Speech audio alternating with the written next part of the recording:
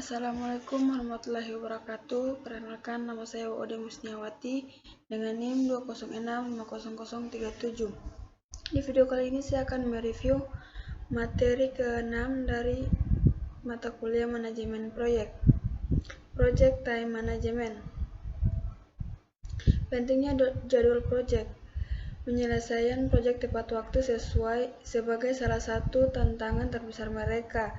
Pada sebuah proyek, waktu memiliki fleksibilitas yang paling sedikit. Masalah jadwal adalah alasan utama bagi penurunan dalam proyek, khususnya selama pertengahan kedua proyek. Gaya kerja individu dan perbedaan budaya penyebab konflik jadwal. Yang pertama, satu dimensi dari tipe indikator manajemen Bringis berfokus pada sikap masyarakat terhadap struktur dan batas waktu. Kedua, bagian yang memilih untuk mengikuti jadwal dan mengetahui tanggal waktu, sementara yang lainnya tidak. JVSP. Perdebatan budaya mengakibatkan perbedaan sikap tentang jadwal. Media Snapshot. Perbedaan dengan Olimpiade musim dingin 2002, perencanaan dan penjadwalan sangat berbeda untuk Olimpiade musim panas 2004 yang diselenggarakan di Athena, Yunani. Banyak artikel yang ditulis sebelum upacara pembukaan memprediksikan bahwa fasilitas tidak akan siap pada waktunya. Banyak yang sangat terkejut dengan ucapan pembuka yang menakjubkan. Bangunan baru yang indah, keamanan dan sistem transformasi di Athena sangat luar biasa. Orang-orang Yunani bahkan membuat senang para kritikus dengan berpura-pura para pekerja konstruksi masih bekerja pada saat upacara dimulai. Manajemen waktu proyek. Perencanaan pengelolaan jadwal yaitu menentukan kebijakan prosedur dan komunikasi dan dokumentasi yang akan digunakan untuk perencanaan, pelaksanaan dan pengendalian jadwal proyek. Mendefinisikan kegiatan yaitu mengidentifikasi kegiatan khusus bahwa anggota tim proyek dan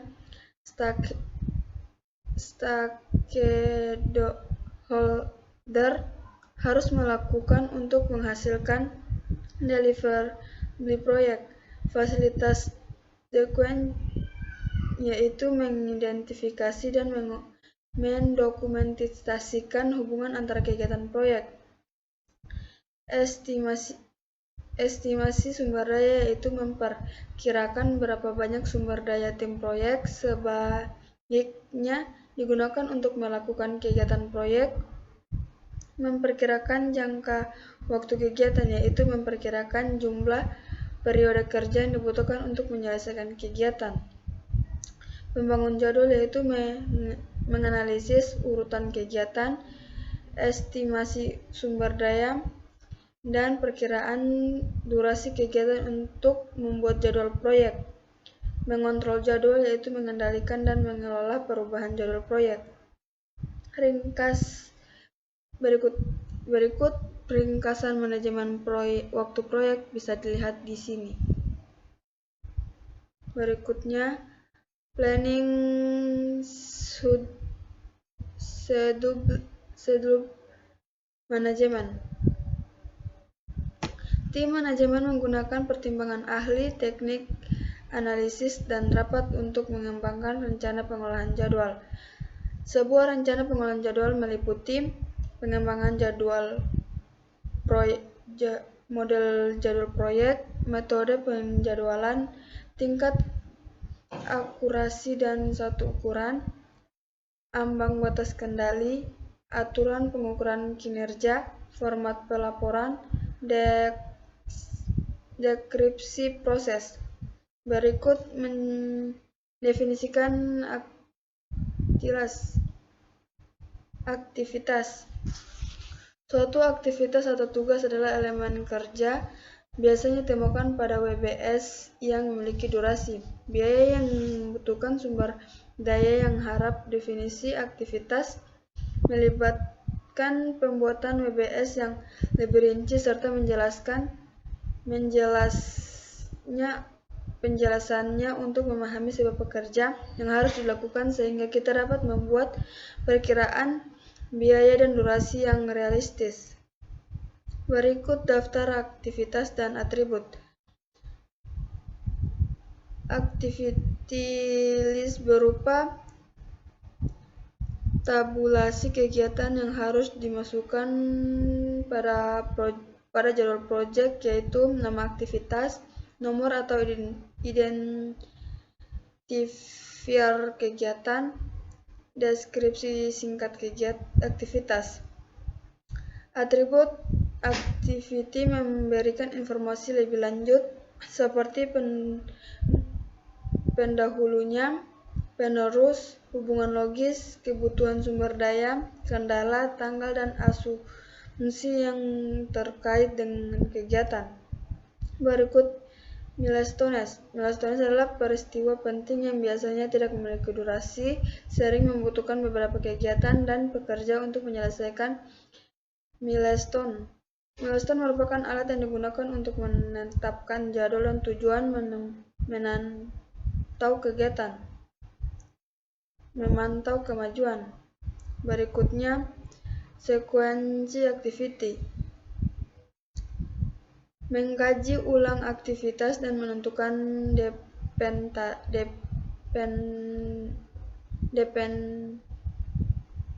dependensi. Sebuah ketergantungan atau hubungan adalah aturan kegiatan proyek atau tugas. Anda harus menentukan dependensi untuk menggunakan analisis jalur krisis. Tipe-tipe dependensi. Mandatory dependencies, yaitu melekat pada sifat dari pekerjaan yang dilakukan pada proyek, kadang-kadang disebut hard logic. Discretionary dependent, yaitu didefinisikan oleh tim proyek, kadang-kadang disebut soft logic, atau harus digunakan dengan hati-hati karena mereka dapat memiliki penjadwalan kelak. External dependencies, yaitu melibatkan hubungan antara kegiatan proyek dan non-proyek. Network program. Network diagram adalah teknik yang lebih disukai untuk menunjukkan aktivitas sequencing.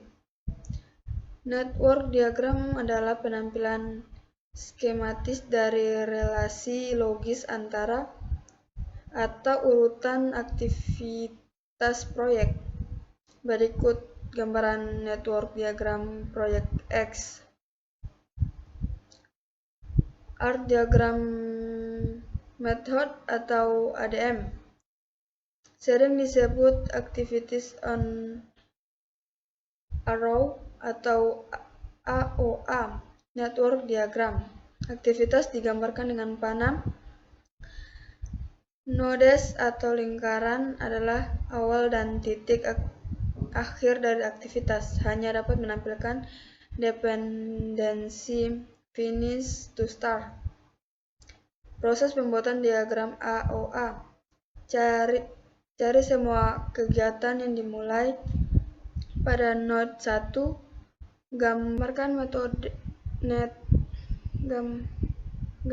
node finishnya dan tarik panah antara node 1 dan node berikutnya. Masukkan nama dan durasi estimasi kegiatan pada panah yang sesuai. Menggambar diagram network dari kiri ke kanan, carilah pusat dan gabungan.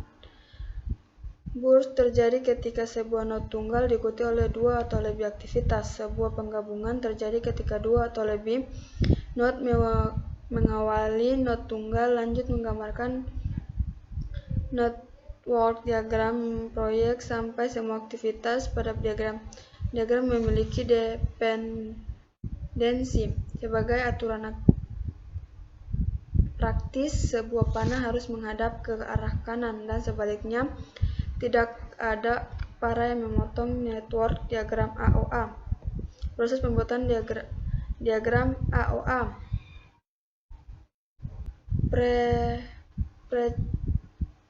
Precedensi diagram method atau DPM. Aktivitas digambarkan dengan kotak. Panah menggambar relasi antara aktivitas, lebih populer daripada metode ADM dan digunakan oleh perangkat lunak manajemen proyek. Lebih baik dan menampilkan berbagai jenis dependensi. Ini teks dependensi tipes. Dan ini contoh PDM network diagram. Estimasi resources kegiatan. Sebelum memperkirakan durasi kegiatan, kita harus memiliki gagasan yang bagus tentang jumlah dan jenis sumber daya yang akan ditugaskan untuk setiap kegiatan, seperti sumber daya manusia, peralatan, dan material. Pertimbangan isu-isu penting dalam mengestimulasi sumber daya seperti bagaimana sulitnya akan melakukan kegiatan tertentu pada proyek ini, pengalaman organisasi dan melakukan kegiatan serupa. Apakah sumber daya yang diperlukan tersedia? Estimasi durasi kegiatan. Durasi termasuk jadwal aktual waktu bekerja pada kegiatan ditambah waktu yang lebih berlalu. Effort adalah jumlah hari kerja atau jam kerja yang dibutuhkan untuk menyelesaikan tugas. Effort setiap durasi pekerjaan biasanya tidak sama. Orang yang melakukan pekerjaan harus membantu membuat estimasi dan seorang ahli harus mengkajinya. Estimasi 3 point. Estimasi yang mencakup kemungkinan besar dan pengiraan pesimis serta perkiraan optimis, seperti 3 minggu untuk optimis, 4 minggu untuk yang paling mungkin, dan 5 minggu untuk estimasi pesimis. 3 point estimasi diperlukan untuk part dan simulasi Monte-Carlo.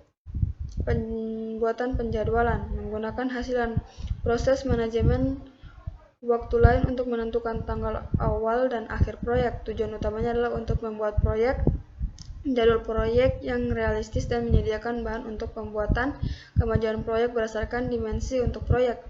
Tools dan teknik penting diantaranya adalah Gantt chart, analisis critical path dan penjadwalan critical path dan analisis part. Gantt chart menyediakan format standar untuk menyediakan informasi penjadwalan dengan daftar kegiatan proyek yang berhubungan dengan tanggal dimulai dan penyelesaian dengan format kalender.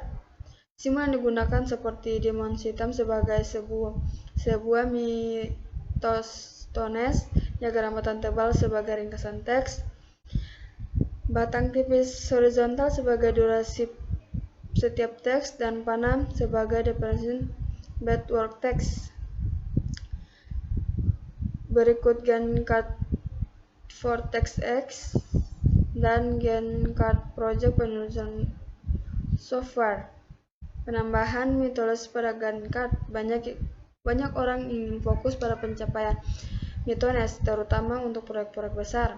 Mitones menentukan peristiwa penting atau prestasi pada proyek. Secara normal, pembuatan metode dengan cara memasukkan teks berdurasi 0 dan kita untuk teks sebagai contoh creating Gantt chart. Mungkin itu saja video yang dapat saya sampaikan dan saya akhiri. Wabillahi taufiq wal hidayah. Wassalamualaikum warahmatullahi wabarakatuh.